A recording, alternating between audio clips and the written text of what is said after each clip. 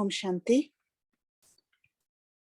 आज हम बात करेंगे अस्त्र शस्त्र के ऊपर, जो हमारा वेपन्स है।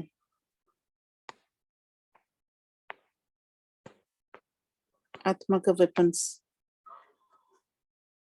तो सामना करने की शक्ति, हम कोई भी परिस्थिति आती है तो हम यूज करते हैं,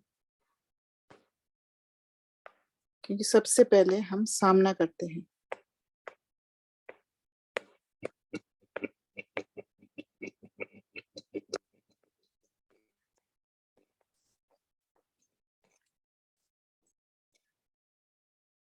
जैसे कि किसी करीब के रिश्ता होता है, शरीर वाले रिश्ता, वो शरीर, उसका शरीर छूट गया,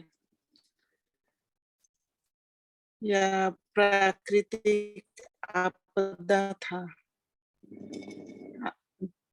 कोई प्राकृतिक आपदा आया, जैसे फ्लड हुआ या भूकंप हुआ, या कोई भी परिस्थिति सेवा स्थान में आती है। यह परिस्थिति तब बनता है जब दो या ज्यादा आत्माएं आमने सामने आते हैं। जैसे एक आत्मा यहाँ पर और एक यहाँ पर, इसमें स्वयं को समझ सकते हैं, स्वयं, और ये दूसरा। अभी दो जने का ही लेके एक्सप्लेन कर रहे हैं। तो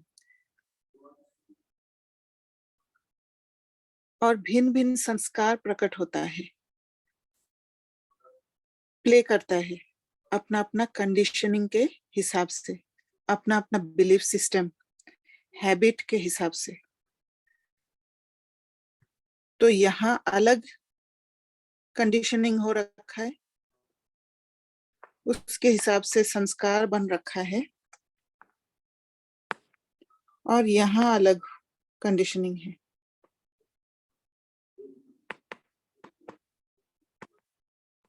जैसे इस सोल का जर्नी और इस सोल का जर्नी, दोनों सोल का जर्नी अलग अलग होने के कारण अलग अलग कंडीशनिंग है, और परिस्थिति में यही सामना होता है दोनों कंडीशनिंग का। तो उस समय मुझे क्या करना है?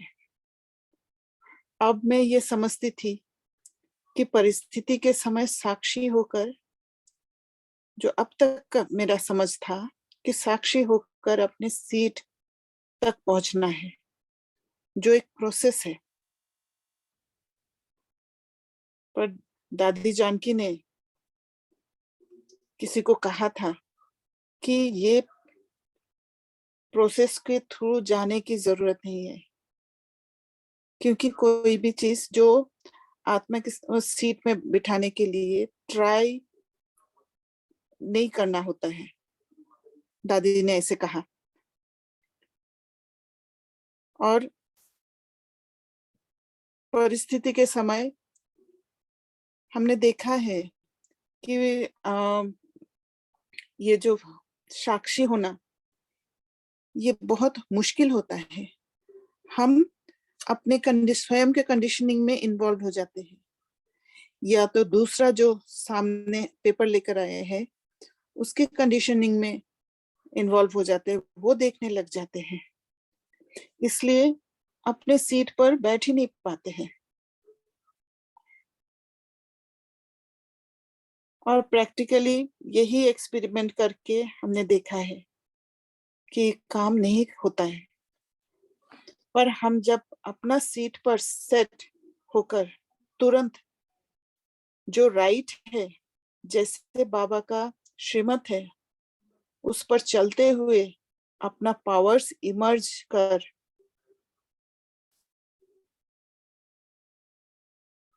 उसी हिसाब से एक्ट करते हैं। एक तो पहले मुझे सीट पर सेट होना होता है, फिर बाबा के श्रीमत के अनुसार मेरा एक्शन होता है। तो देखा गया कि वो परिस्थिति गायब हो जाता है। पर इसको प्रैक्टिस में लाना होगा। हमें अभी ये समझना है कि बाबा भी हमें कंडीशनिंग कर रहे हैं, हमें अपना असली स्वरूप समझा रहे हैं। तो उस कंडीशनिंग को अपनाने के लिए हमें स्वयं के जो पुराने कंडीशनिंग और सामने वाले आत्माओं का जो कंडीशनिंग जो हम देख लेते हैं झट से, ये दोनों से बचना होगा। तभी मैं बाबा की कंडीशनिंग को अपनाकर अपने पावर्स में होंगे।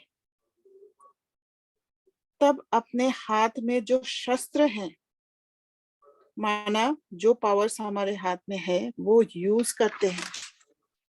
और शस्त्र यूज करने से अस्त्र, जो जैसे डिक्शनरी में हमने देखा, शस्त्र वो है जो हम स्वयं के लिए यूज करते हैं, स्वयं को बचाने के लिए यूज करते हैं।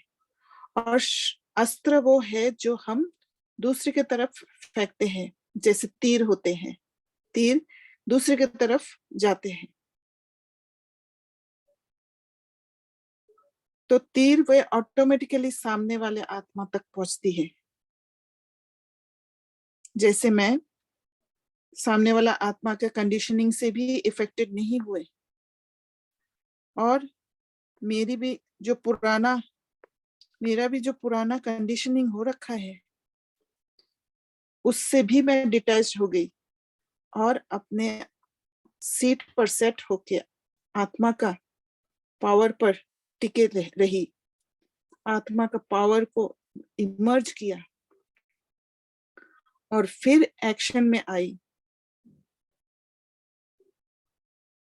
उस फॉल्स कंडीशनिंग से मैं प्रभावित नहीं हुई,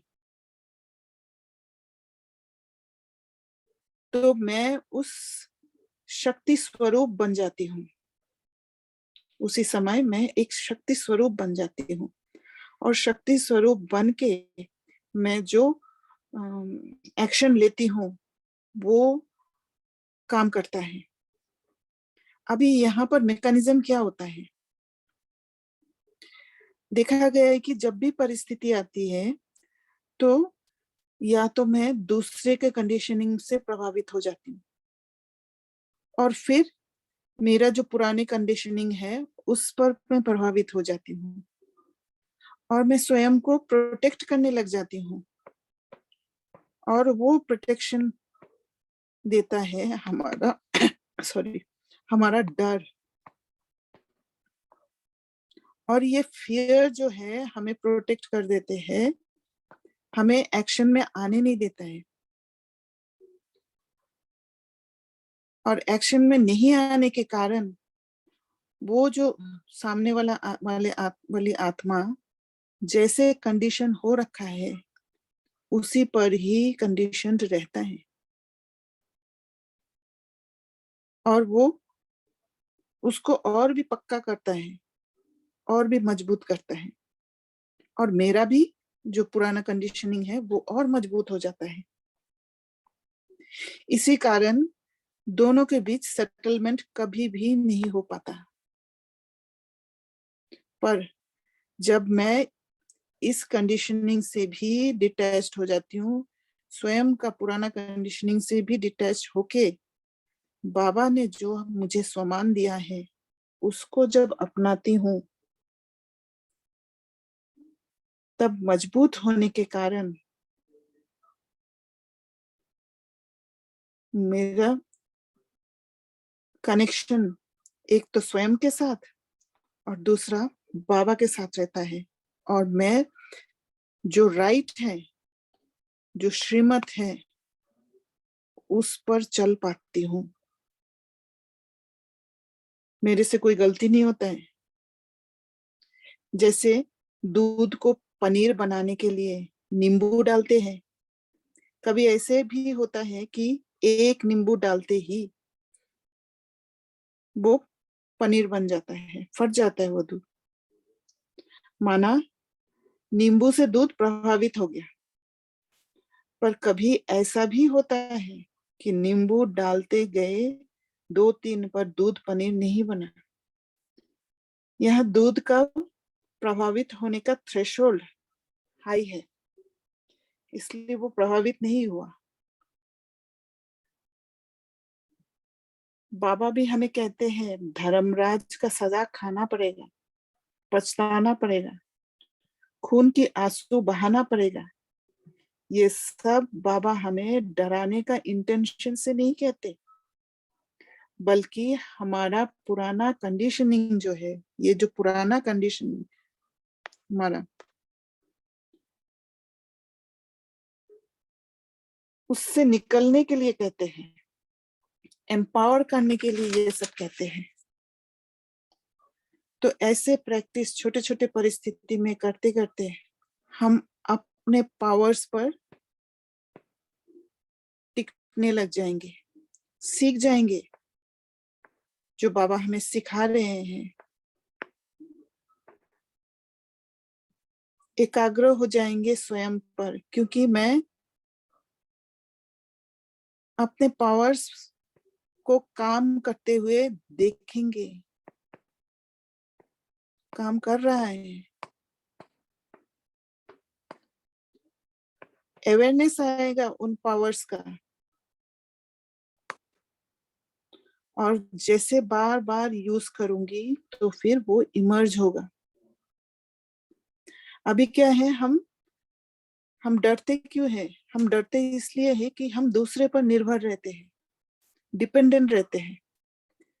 पर जब हम अपने पावर्स पर टिके रहेंगे, ये स्मृति रहेगा मैं कौन हूं, तो फिर मैं स्वयं पर डिपेंडेंट रहूंगी।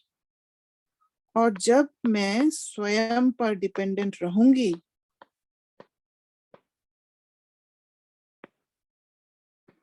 तो मेरा कनेक्शन बाबा के साथ होगा। ये लाइन एकदम क्लियर रहेगा, इस कनेक्शन का लाइन क्लियर रहेगा। मैं परख सकूंगी आत्माओं को, और वो परख पाने के कारण एक्यूरेट एक्शन ले पाऊंगी। तो यहाँ पर परख शक्ति आते जाएगा और एक्यूरेट एक्शन होगा मेरा। और यही स्थिति हमें अंतिम पेपर में भी पार कराएगा। हमने मम्मा का भी एग्जाम्पल ले सकते हैं। हम सब ने सुना होगा, मम्मा के आगे कोई आत्मा अगर गुस्सा करके आते थे तो मम्मा के सामने पहुंचते ही वो उसका परिवर्तन हो जाता था। वो माँ माँ करके पैर में पड़ जाता था। वो कैसे होता था? इसी विधि से, क्योंकि मम्मा ने ये प्रैक्टिस किया है। तो इसका सार हो गया कि परिस्थिति में स्मृति रहे मैं कौन, और अपने पावर्स में टिके रहे, ना कि जो फॉल्स कंडीशनिंग, दोनों का, मेरा भी और दूसरों का भी, जो बाहर से मुझे प्रोटेक्शन या बचाव करने की कोशिश कर रहे हैं, उससे प्रभावित होना।